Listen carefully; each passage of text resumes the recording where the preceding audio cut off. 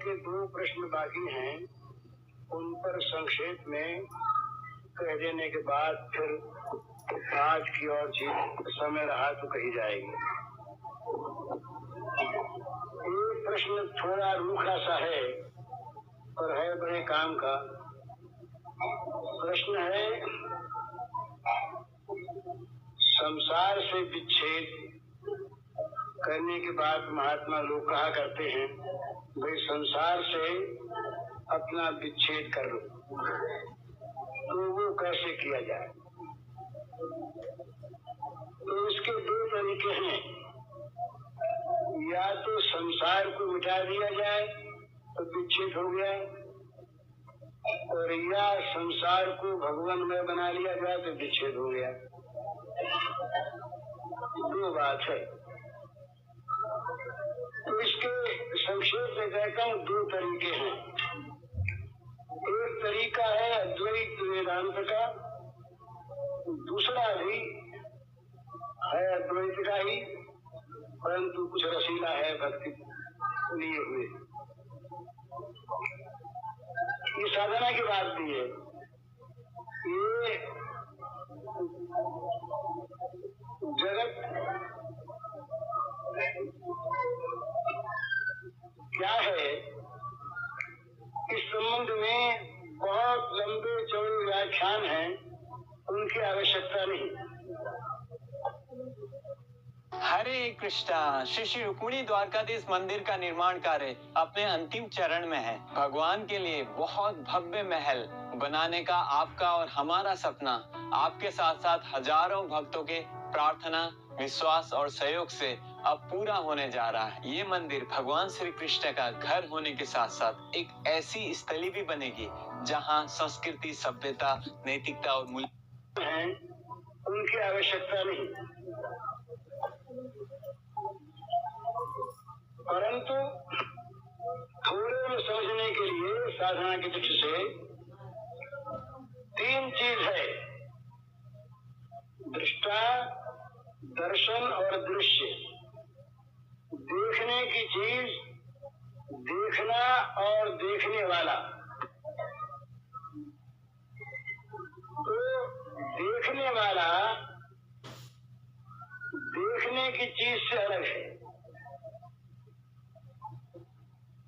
देखने की चीज दृश्य, उसका शास्त्रीय नाम दृश्य है, और देखने वाला दृष्टा, और देखना दर्शन ये शास्त्रीय नाम है। तो अपने को पहले तो देखने वाला बनावे, दृश्य से अलग देखने वाला बनावे, भोगने वाला नहीं। भोगता संसार के साथ, दृश्य के साथ मिला हुआ है, और दृष्टा देखता है, मिला हुआ नहीं है। तो कर्तृत्व और भोक्तृत्व जो जीव जहाँ पर है, मैं करता हूँ, मैं भोगता हूँ, यहाँ तो दृश्य के साथ वो मिला हुआ है। और जहाँ मैं केवल देखता हूँ, वहाँ दृश्य अलग है, देखने वाला अलग है। तो इस दृष्टि से संसार से विच्छेद होता है। दूसरी चीज इसमें ये ऐसा मानते हैं, है क्या सो भगवान जाने, हमें पता नहीं। ऐसा मानते हैं अजातवाद वाले कि जगत कभी बना ही नहीं, कभी बना नहीं, ये है नहीं। जब तक माया है तब तक जगत की कल्पना है। माया न रही तो जगत नहीं है, ऐसा मानते हैं। अब ये अलग, इसमें बहुत से प्रश्न आ सकते हैं, गुरु माया कहाँ से आ गई, बहुत सी चीजें हैं, तो फिर अलग अलग बात हैं, उनकी बात न कह करके ऐसा मान लें कि जब तक ये माया है तब तक जगत है, नहीं तो जगत नहीं। तो इस जगत का वाद करें, जगत का माया समझ के इसका वाद करें। वाद करते करते, जगत का निरसन करते करते जो रह जाए वो स्वरूप है। और उसमें भी दिक्कत है। क्या दिक्कत है? इधर वेदांत का अध्ययन करने वाले उसको समझ सकते हैं।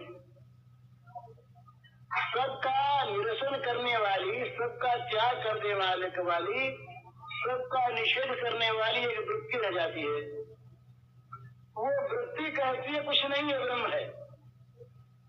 वो वृत्ति कहती है ब्रह्म के अतिरिक्त कुछ नहीं है, पर वो कुछ नहीं है कहने वाली वृत्ति है, निषेध करने वाली वृत्ति है। तो ये जो जगत के अभाव का ज्ञान है, ये निषेध करने वाली वृत्ति को लेकर के है। जब तक ये वृत्ति है तब तक वृत्तिजन्य ज्ञान है। तो इस वृत्ति का भी नाश होना चाहिए। संसार का विच्छेद हो गया दृष्टा बनते ही, संसार का विच्छेद हुआ इस संसार में निषेधात्मक वृत्ति बन जाने पर, परंतु तब तक निषेध नहीं होता ये जब तक की वृत्तिजन्य निषेध ज्ञान रहता है। इस वृत्ति का भी अभाव हो जाना चाहिए। इसके बाद जो स्थिति वो निर्वचनीय है, वहाँ फिर न दृष्टा है, न दृश्य है, न दर्शन है, जो कुछ है सो है, वो निर्वचनीय है, अचिंत्य है। वहाँ जगत नहीं और जगत का प्रश्न नहीं। एक तो ये, दूसरा जो है वो बड़ा सुंदर है। वो ये कोई सुंदर सो नहीं, अपनी अपनी आंख लगा रहे। वो ये है कि सारा जगत ये भगवान की लीला है। जगत में दो ही चीज है, जो है सो भगवान, जो हो रहा है सो भगवान की लीला। जो है सो भगवान और जो हो रहा है सो भगवान की लीला। तो ये जगत जो है, ये जगत नहीं है, ये जगत भगवान की लीला है। और उस लीला में हम एक परिकर हैं, उस लीला में हम एक अभिनेता हैं। उस लीला में हमारे जिम्मे भी भगवान ने कुछ खेलने के लिए बांट दिया है। तो हमारा संबंध जगत से नहीं, हमारा संबंध लीलामय भगवान से है और हमारा संबंध भगवान की लीला से है। इसमें भी जगत के संबंध का विच्छेद हो गया।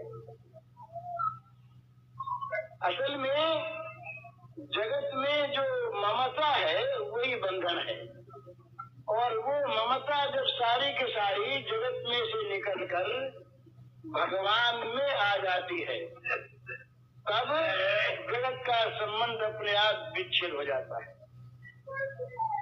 तीसरा एक भाव है इसी का, वो भाव है भगवत प्रेम का। भगवत प्रेम की जहाँ भूमिका है, वहाँ पर संसार का ये रूप नहीं है। वहाँ संसार का रूप बिल्कुल बदल जाता है और वहाँ फिर रह क्या जाता है, हेरत हेरत हे सखी हेरन गयो हेरान। ढूंढते ढूंढते ढूंढने वाला खो गया।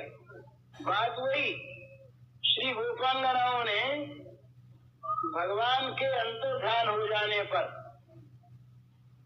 रास मंडल में, रासोत्सव के दिन शारदीय रात्रियों में जब वो